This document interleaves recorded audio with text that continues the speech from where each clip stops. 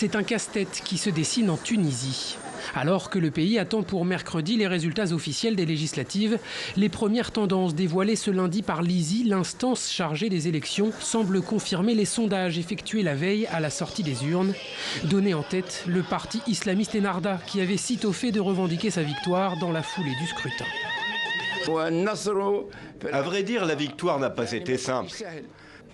Nous n'avons pas recueilli 99% des voix, nous avons obtenu 20%. Or, problème, en face, Kalb Tounès, le parti fondé par l'homme d'affaires Nabil Karoui, toujours en détention, a également revendiqué cette victoire.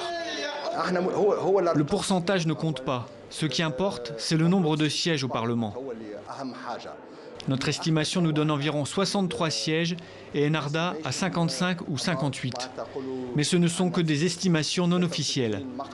Mais quel que soit le vainqueur, il semble en tout cas certain qu'il sera loin des 109 sièges nécessaires pour obtenir la majorité au Parlement.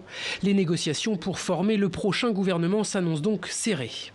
On doit parler aujourd'hui d'une vraie mosaïque dans le Parlement tunisien. En 2014, il y avait grosso modo deux gros partis qui se partageaient pratiquement les 2/3 du Parlement. Aujourd'hui, un des deux partis a pratiquement disparu au niveau vote. L'autre a beaucoup diminué au niveau chiffres. Pratiquement disparu Nida Tounès, le parti au pouvoir, et en net recul les islamistes d'Ennahda. Une claque selon les observateurs qui confirment le ras-le-bol des Tunisiens à l'égard des partis traditionnels.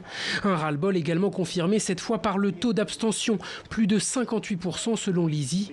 Alors que les électeurs seront à nouveau appelés aux urnes dès dimanche pour le second tour de la présidentielle, ils devront justement départager le juriste Kaïs Sayed, indépendant soutenu par Ennahda, et Nabil Karoui, le candidat de Kalb Tounès.